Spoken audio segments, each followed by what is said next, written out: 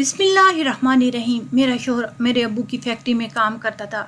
میں اکلوتی تھی، اس لیے میرا شوہر سارا کام سنبھالتا اور فیکٹری اور گھر میرے نام پر تھے۔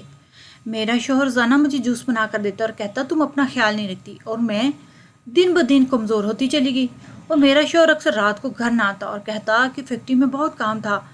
پھر مجھے ایک ملازم نے بتایا کہ رات کو صاحب سے ملنے ایک عورت آتی ہے۔ ایک رات جب میں شوہر گھر نہ آیا تو میں فیکٹری چلے گئی اور شوہر کے کمرے میں گئی تو میرے جسم سے روح فنا ہو گئی۔ میرا شوہر تو میرا نام لائبہ ہے۔ میں بہت ہی خوبصورت اور زندگی سے بھری ہوئی لڑکی تھی۔ مجھے زندگی سے بہت زیادہ محبت تھی۔ میں اپنے باپ کی اکلوتی بیٹی تھی، اس لیے مجھے ہمیشہ ہر چیز ملی اور کبھی بابا نے کسی چیز سے منع نہیں کیا تھا۔ ہم لوگ بہت امیر تھے کیونکہ میرے بابا ایک بہت بڑی فیکٹری کے مالک تھے۔ اس کے علاوہ وہ ہمارا گھر بھی بہت بڑا تھا اور کچھ زمینیں بھی تھیں، لیکن آج کل میرے بابا بہت بیمار رہتے تھے۔ ویسے تو ان کی طبیعت اتنی خراب نہیں تھی، لیکن اچانک ان کی طبیعت بہت زیادہ خراب ہو گئی تھی اور انہوں نے مجھے بتایا کہ میں بہت بیمار ہوں، پر میں نے تمہیں پہلے نہیں بتایا اور میں نے تمہارا رشتہ بھی کر دیا۔ وہ میری فیکٹری میں کام کرتا ہے۔ اس کا نام اجمل ہے۔ بہت ہی اچھا انسان ہے، بہت خوبصورت ہے۔ اس کے آگے پیچھے بھی کوئی نہیں ہے۔ وہ تمہارے ساتھ ہی رہے گا، تمہاری حفاظت کرے گا۔ مجھے اس پر بھروسہ پورا تھا۔ بس اپنے باپ کی پسند پر بھروسہ رکھنا بیٹا۔ میرے بابا ہاسپٹل میں داخل ہو گئے، وہیں پر ہمارا نکاح سادگی سے ہوا۔ میں نے پہلی دفعہ اپنے شوہر کو دیکھا جو بہت ہی سنجیدہ لگا، لیکن وہ واقعی بہت خوبصورت تھا۔ اس کے بعد 8 دن کے بعد بابا اس دنیا سے چلے گئے۔ جب تک بابا کا 40واں نہیں ہوا میں اپنے گھر میں ہی تھی، اور پھر ایک دن میرا شوہر میرے ساتھ رہنے کے لیے واپس آ گیا کیونکہ اس کا اپنا گھر بہت چھوٹا تھا اور بابا کی آخری خواہش تھی کہ وہ شادی کے بعد میرے ساتھ میرے ہی گھر میں رہیں اور سارا کاروبار بھی سنبھالیں۔ لیکن مجھے اس شخص پر تھوڑا سا شک تھا کہ اتنی بڑی ذمہ داری اس کے حوالے کر دی جائے۔ بابا نے ایسا بھی کیا دیکھا اس میں جو اس کے اندر ہے؟ اس لیے میں نے اپنے چاچو سے کہا کہ وہ اس کے بارے میں کچھ پوچھ گچھ کروائیں کہ یہ انسان بھروسے کے قابل ہے بھی یا نہیں۔ انہوں نے ایسا ہی کروایا۔ اس کے بعد انہوں نے پتہ چلایا کہ یہ انسان بہت ہی اچھا ہے اور تمہارے بابا کا اندازہ بھی بالکل ٹھیک ہی تھا۔ سب کچھ بالکل ٹھیک، پریشان ہونے کی ضرورت نہیں ہے۔ اس کے بعد میں نے اپنے شوہر کو دل سے قبول کر لیا اور ہم لوگ ایک ساتھ خوشی سے رہنے لگے۔ ہمارا رشتہ ایسے ہی جا رہا تھا جیسے کہ نئی شادی شدہ جوڑے کہا جاتا ہے۔ بابا کی بہت یاد آتی، لیکن اب زندگی گزارنی تو تھی نا۔ اجمل واقعی بہت اچھے انسان تھے۔ وہ میرا بہت خیال رکھتا تھا۔ بابا کے جانے کی وجہ سے میں نے کئی دنوں تک کھانا نہیں کھایا تھا۔ میری صحت کافی خراب ہو گئی تھی۔ ایک دن وہ اپنے ہاتھوں سے میرے لیے جوس کا گلاس بنا کر لے کے آیا۔ اس نے کہا کہ تمہیں آج سے روز تازہ پھلوں کا جوس پینا ہے۔ میں خود تمہارے لیے بنا کر لایا کروں گا۔ یہ دکان کا جوس وغیرہ میں کوئی طاقت نہیں ہوتی اور تم بھی لاپرواہ ہو۔ مجھے یہ احساس بہت اچھا لگا کہ میرا شوہر میری اتنی دیکھ بھال کرتا ہے، اتنی فکر کرتا ہے۔ وہ ساری فیکٹری کا کام بھی کرتا ہے، گھر کے معاملات بھی دیکھتا ہے، پھر بھی مجھے روز اپنے ہاتھ سے تازہ پھلوں کا جوس بنا کر دیتا ہے۔ اور میں بہت ہی مطمئن تھی، زندگی اچھی جا رہی تھی، سب کچھ ٹھیک تھا۔ مجھے اس کی فکر کرنے کی ضرورت نہیں تھی۔ اپنے شوہر سے میں محبت کرنے لگی تھی، ایسی محبت جیسے کبھی بھی نہیں ہوئی تھی۔ مجھے ایسا لگتا تھا کہ میں اس کے بغیر نہیں رہ سکتی۔ زیادہ تر وقت اسے اپنے پاس رکھنے کی کوشش کرتی، لیکن وہ کہتا تھا کہ فیکٹری میں بہت زیادہ کام ہے۔ ویسے تو مردوں کو شادی کے بعد ہی یہ بات اچھی لگتی ہے کہ ان کی بیویاں ان سے زیادہ قریب رہیں اور وہ گھر پر ہی اپنی بیوی کی باہوں میں بیٹھے رہیں، لیکن میرے شوہر کے پاس یہ آپشن نہیں تھی کیونکہ اسے واقعی بہت زیادہ کام ہوتا تھا۔ فیکٹری میں کام کرنا کوئی آسان بات تو نہیں تھی، بہت سارے معاملات اکٹھے دیکھنے پڑتے تھے، مزدوروں سے کام کروانا پڑتا، اور آج کل تو مزدوروں نے ہڑتال کی ہوئی تھی۔ ان کا کہنا تھا کہ ہماری تنخواہیں بڑھا دی جائیں، لیکن میرا شوہر اس معاملے میں بہت سمجھدار تھا۔ اس نے بڑے ہی اچھے طریقے سے سب کچھ ہینڈل کر لیا تھا۔ میرے بابا حیات تھے تو وہ مجھے کہتے تھے کہ تم میرے ساتھ فیکٹری چلا کرو، تمہیں وہاں کے کام کی سمجھ آ جائے گی، کیونکہ میرے بعد یہ کام تم نے ہی تو کرنا ہے۔ لیکن میں کبھی بھی ان کے ساتھ نہیں گئی تھی، اس لیے مجھے پتہ نہیں تھا کہ کس طرح فیکٹری میں کام کیا جاتا ہے، کیسے معاملات کو سنبھالا جاتا ہے۔ میرے بابا اس لیے کہتے تھے کیونکہ میرے علاوہ ان کا اس دنیا میں کوئی بھی نہیں تھا۔ لیکن شکر ہے رب کا کہ مجھے لگا تھا کہ میرا شوہر میری ذات سے تھوڑا سا تنگ آ گیا، کیونکہ میں اسے بار بار یہ کہتی تھی کہ مجھے چھوڑ کر نہیں جائے۔ میرے پاس میرا دل ہی نہیں تھا کہ جس شخص کو میں جانتی تک نہیں تھی، اس کو میں نے پہلے کبھی دیکھا تک نہیں تھا، اس کے ساتھ میرے والد صاحب نے میرا نکاح کروا دیا تھا۔ پھر مجھے اتنا بھی بھروسہ نہیں تھا کہ میں اس کے حوالے سب کچھ کر دیتی، اس لیے میں نے اس کی رپورٹ نکلوانے پر لگ گئی۔ اب اسے ایسا لگتا جیسے مجھ پر کوئی جادو کر رہا ہے۔ شاید محبت اور احساس کا سب میرا اپنا ہی خیال رکھتا تھا۔ میں دن بھر اس کے بارے میں سوچتی رہتی، پورا دن اس کے آنے کا انتظار کرتی۔ شادی بھی ہماری ایک طرح سے نہیں ہو پائی تھی جیسی ہونی چاہیے تھی، اسی لیے آج کل روز تیار ہو کر اس کا انتظار کرتی تھی، لیکن وہ میرے قریب آتے ہوئے کتراتا تھا۔ شروع میں تو اس کا یہ بھی کہنا تھا کہ ابھی تمہارے والد صاحب کو اس دنیا سے گئے ہوئے عرصہ ہی کتنا ہوا ہے، اور ابھی اس کا یہ بھی کہنا ہے کہ میں بہت زیادہ تھک گیا ہوں، میرے پاس بہت زیادہ کام ہوتا، لیکن پتہ نہیں مجھ سے دور بھاگتا تھا۔ میں اس کی بیوی ہوں، ہماری شادی ہوئی اور میں بہت زیادہ خوبصورت تھی، پھر بھی میرا شوہر اس طرح سے میرا دیوانہ نہیں ہوتا تھا جس طرح سے میں اس کی دیوانی ہو گئی تھی۔ ایک دفعہ تو میری ایک دوست آئی اور میں نے اس کو یہ بات بتائی تو اس نے کہا کہ اگر اس طرح کی حرکتیں کرتے ہیں تو مرد کو لگتا ہے یہ عورت پہلے بھی کسی کے ساتھ رشتہ بنا چکی ہے، یا پھر اس کو شاید انہی ساری چیزوں کا شوق ہے۔ جب عورت خود سے محبت جتلاتی ہے یا اپنے شوہر کو کہے کہ میں تم سے بہت محبت کرتی ہوں، تم مجھے اچھے لگتے ہو، یا اس طرح کا کوئی بھی اشارہ کرتی ہے، مرد یہ سمجھتا ہے کہ میری بیوی کو ان ساری باتوں کا شوق ہے اور یہ پہلے بھی کسی کے ساتھ یہ سب کچھ کر چکی ہے، بے شرم ہے۔ اس لیے مرد ہی پہلا قدم اٹھاتے ہیں، عورت نہیں بڑھاتی، اور بڑھانا بھی نہیں چاہیے۔ میں نے کہا کہ یہ کیا بات ہوئی، جب شادی ہوگی، جب وہ ہمارے اوپر حلال ہو گیا کہ ہمارا شوہر ہے، تو اس کے بعد کیا یہ پہلا قدم سمجھتی؟ تم اس طرح اس کے پیچھے بھاگو گی تو وہ تمہارے آگے آگے بھاگے گا۔ تم اس طرح کی حرکتیں نہیں کرو۔ تھوڑی سی بے نیازی، تھوڑی سی سرد مہری عورت کو دکھانی ہی پڑتی ہے، تب بھی مرد اس کے قابو میں رہتے ہیں۔ بات تو میری دوست کی بالکل ٹھیک تھی، میرا شوہر واقعی مجھ سے دور بھاگا کرتا تھا، میں اس کے بہت قریب جا رہی تھی، اس لیے میں نے سوچ لیا کہ ایسا نہیں کروں گی، لیکن میرے لیے روز جوس بنا کر لاتا اور آہستہ آہستہ میرا وزن کم ہوتا جا رہا تھا۔ عورتوں کا وزن کم ہو تو وہ بہت زیادہ خوش ہو جاتی ہیں، لیکن میرے کیس میں ایسا کچھ نہیں تھا، کیونکہ میرا وزن پہلے ہی میرے قد کے حساب سے بالکل ٹھیک تھا، اور اب جب کہ کم ہونے لگ گیا ہے تو کافی کمزور دکھنے لگ گئی، جس کی وجہ سے میں خود پریشان رہتی، کیونکہ میں بہت زیادہ خوبصورت نہیں لگتی تھی اپنی جسم کی وجہ سے۔ چہرہ میرا خوبصورت تھا لیکن جسم میں چربی اور گوشت کی کمی تھی، اسی لیے جب میں کوئی اچھے سے اچھے کپڑے پہنتی تو ایسا لگتا کہ اس کے کپڑوں کو ہینگر میں ٹانگا گیا ہو۔ اسی لیے مجھے وزن بڑھانے کا شوق تھا، کم کرنے کا نہیں، لیکن آج کل میرا وزن کم سے کم ہوتا جا رہا تھا، میں بہت زیادہ ٹینشن لے رہی تھی۔ ایک دن تو ایسا ہوا کہ میں چکرا کر گر گئی، جب ہوش آیا تو ڈاکٹر صاحب موجود گھر میں تھے، میرا شوہر میرے سرانے بیٹھا ہوا تھا اور پوچھ رہا تھا کیا ہوا، اور میں اپنے کمرے میں تھی، بے ہوش تو میں باہر ہی ہوئی تھی، ظاہر ہے میرا شوہر مجھے اٹھا کر ہی لایا ہوگا نا، اور اس نے دیکھا ہوگا کہ میں بے ہوش پڑی تھی تو مجھے اٹھا کر وہیں لایا ہوگا۔ ڈاکٹر نے کہا کہ ان کو بہت زیادہ کمزوری ہو رہی ہے، ان کو اپنا لائف سٹائل بدلنے کی ضرورت ہے، کھانا پینا کھاؤ، اچھی جگہ پر جائیں، سب کچھ ٹھیک ہو جائے گا۔ ڈاکٹر چلا گیا تو میرے دماغ میں ایک خیال ہے، میں نے اپنے شوہر سے کہا کہ کیوں نہ ہم ہنی مون پر نہیں گئے، ہنی مون پر چلے جائیں۔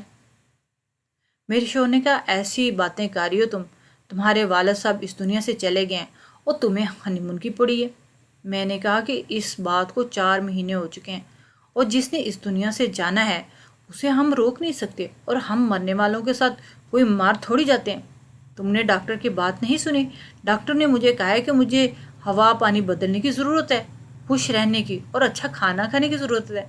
ہمارے پاس پیسوں کی کوئی کمی نہیں ہے، ہم کسی پہاڑی علاقے میں چلتے ہیں اور 1 مہینہ وہاں رہتے ہیں۔ میرے شوہر نے کہا کہ پاگل تو نہیں ہوگی، مجھے 1 دن کی چھٹی نہیں ملے گی۔ میں نے کہا کہ چھٹی کیسے، تم خود مالک ہو۔ میرے شوہر کا کہنا تھا کہ مالک ہوں تو مجھ پر اتنا زیادہ کام ہے کہ میں 1 مہینے کا تو کیا 1 ہفتہ بھی نہیں نکال سکتا۔ اور رہی بات آب و ہوا کی، تو ہم لاہور میں رہتے ہیں، یہاں کا ماحول کی پورا پاکستان تعریف کرتا ہے، جہاں کا پانی بھی بہت اچھا ہے، جس کو یہ پانی لگ جاتا ہے نا وہ سنور جاتا ہے۔ اس کے علاوہ کھانے پینے کی بھی یہ سب سے بہترین جگہ۔ تم نے جو بھی کھانا پینا ہے تم آرڈر کرو، تم اپنا خیال رکھو، تم اس طرح ٹھیک ہو جاؤ گی اور سب کچھ ٹھیک ہو جائے گا۔ اس طرح سارا کچھ چھوڑ کے بلا کہیں جانے کی کیا تک بنتی ہے؟ اور اگر وہاں 1 مہینہ گزار کر آ بھی جائیں تو کیا واپسی پر تمہاری صحت ٹھیک ہو جائے گی؟ ہو سکتا ہے وہاں جا کر طبیعت خراب ہو جائے، تم بہت زیادہ تھک جاؤ۔ میرے شوہر نے تو مجھے 1000 جواز بتا دیے۔ میں نے کہا کہ ٹھیک ہے، نہیں جاتے ہنی مون پر، آپ خوش رہیں، میری خیر ہے۔ اس نے کہا کہ مجھے پتا تھا تم میری بات سمجھ جاؤ گی، جبکہ میں بات نہیں سمجھی تھی، بلکہ میں نے تو ناراضگی کا اظہار کیا تھا۔ میرے شوہر کو میری کوئی پرواہ نہیں تھی۔ میری طبیعت دن بدن اور زیادہ خراب ہوتی جا رہی تھی۔ ڈاکٹر نے کہا تھا کہ فروٹ جوس بھی کھائیں، گوشت، سبزی، انڈے کھائیں۔ فروٹ کا جوس تو میرا شوہر میرے لیے روز بناتا تھا۔ اس گھر میں روز ایک ڈش چکن کی بھی بنتی تھی اور فروٹ کی بھی کوئی کمی نہیں تھی۔ فروٹ تو مجھے اچھے لگتے تھے، پھر بھی میری طبیعت صحیح نہیں ہو پا رہی تھی۔ اب تو میری طبیعت خراب رہنے لگی تھی کہ باہر جانے کا خیال دل سے نکال ہی دیا۔ اب تو دل ہی نہیں کرتا تھا کہ کہیں بھی جانے کا۔ میرے شوہر کو کبھی کبھی اتنا کام ہوتا کہ وہ رات کو بھی یہیں رک جاتے۔ اب تو ہفتے میں 2 دن فیکٹری میں ہی آ جاتے تھے۔ وہ میرے والد صاحب کا آفس، جس میں ایک کمرہ بنا ہوا تھا، جس میں بستر وغیرہ پڑا رہتا تھا، اس میں بابا بھی کبھی کبھار کام کرتے وہیں پر سو جاتے۔ ایسا کام زیادہ حساب کتاب کا ہوتا ہے، اس لیے وہیں پر رات کو آرام کرنے سے خاموشی میں بیٹھ کر بہت زیادہ حساب کتاب کیا جاتا ہے۔ لیکن وہ مہینے میں کوئی ایک اس طرح کا دن نکالتے تھے۔ میرا شوہر ہفتے میں 3 دن حساب کرتا تھا۔ جب میں پوچھتی تو کہتا اللہ کا شکر ہے، کام بہت اچھا جا رہا ہے، اس لیے پیسوں کی کوئی کمی نہیں ہے۔ مجھے کہیں سے بھی یہ پتہ چلا کہ فیکٹری واقعی بہت اچھی جا رہی ہے، اتنی اچھی تو میرے والد صاحب کے زمانے بھی نہیں تھی۔ مجھے اس بات پر تو یقین تھا، اس لیے میں اپنے شوہر سے فیکٹری کے حوالے سے زیادہ سوال نہیں کیا کرتی تھی، اور میرے دماغ میں بھی ایسی کوئی بات آتی نہیں تھی۔ مجھے لگتا تھا کہ یہ میرا کام ہی نہیں تو اس کے بارے میں پوچھوں کیا؟ ساری زندگی ابو کرتے رہے، اور اگر میرا کوئی بھائی ہوتا تو وہ کرتا، یعنی مردوں کے کام تھے نا۔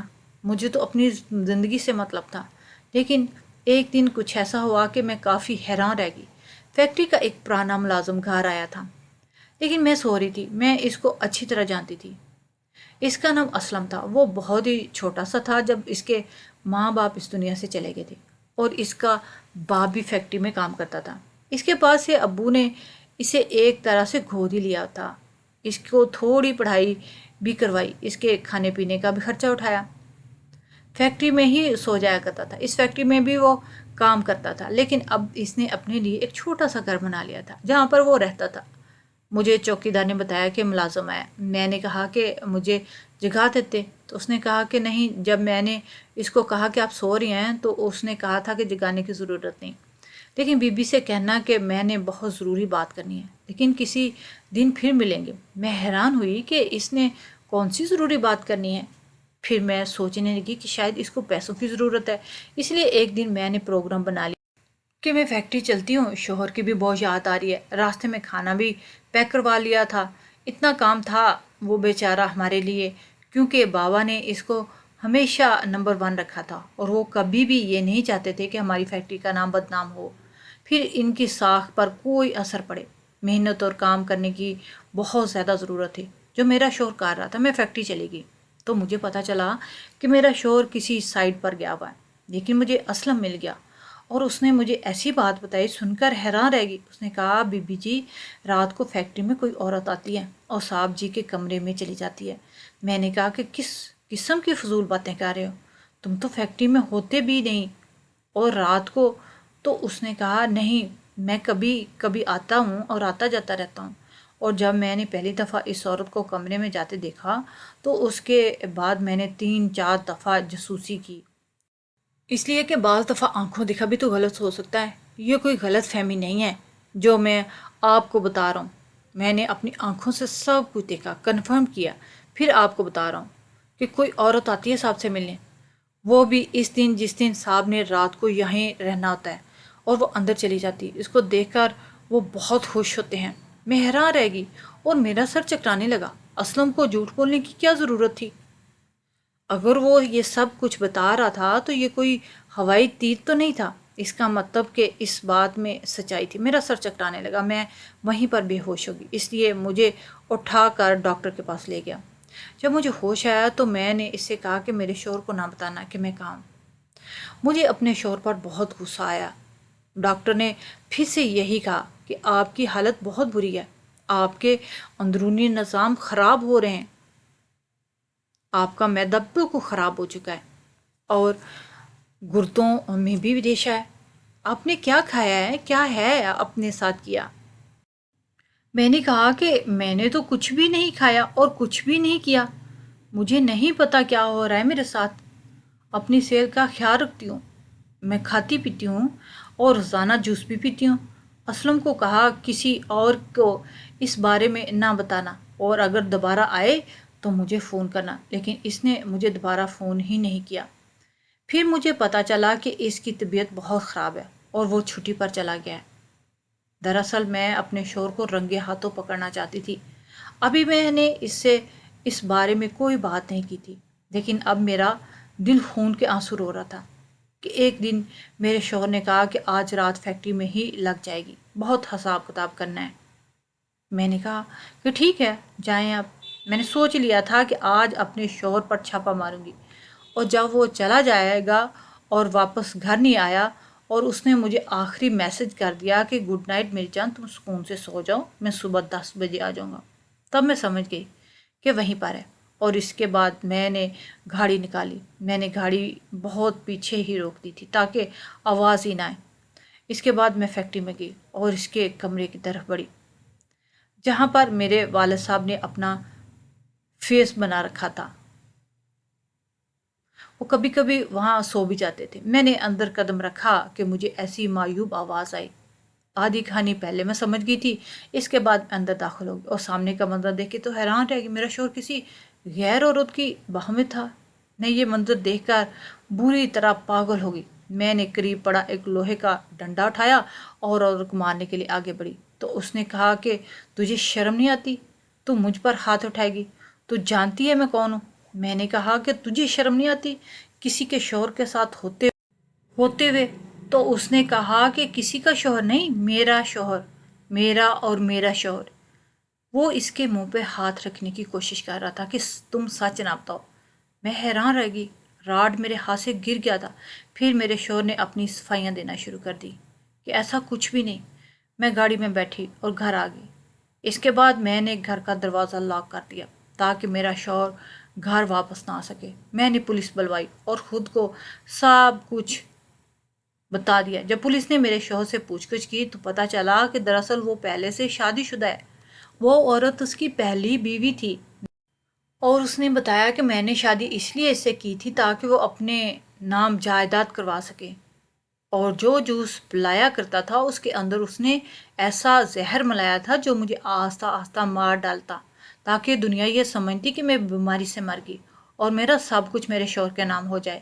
یہ ساری باتیں میرے شوہر نے خود قبول کی تھی۔ میں نے پولیس کو اتنا کہہ دیا کہ مجھے اپنے شوہر پر شک ہے، اسے مجھ سے جان کا خطرہ ہے، اس نے اسلم کو بھی دھمکایا اور نوکری سے نکال دیا، اور اس نے مجھے دھوکہ دیا۔ اس کے بعد اس نے سارا کام خود ہی سنبھال لینا تھا۔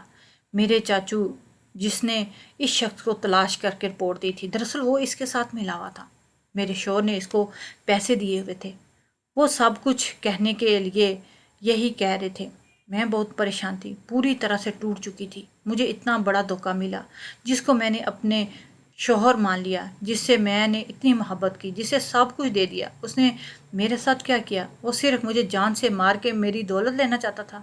میں نے اس پر دھوکہ دہی، 420 فراڈ اور اس طرح کے کافی سارے شک لگا کر اس پر کیس کر دیا کہ وہ کم سے کم 10 سال تک باہر نہ نکل سکے۔ اب میں اپنے گھر میں اکیلی رہتی ہوں، خود فیکٹری چلاتی ہوں، فیکٹری کا کام بھی دیکھتی ہوں۔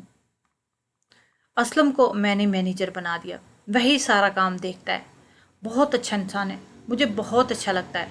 باقی سب کچھ ٹھیک ہے فی الحال۔ میں کسی سے بھی شادی نہیں کرنا چاہتی کیونکہ جو ایک تجربہ میرا بہت زیادہ برا تھا۔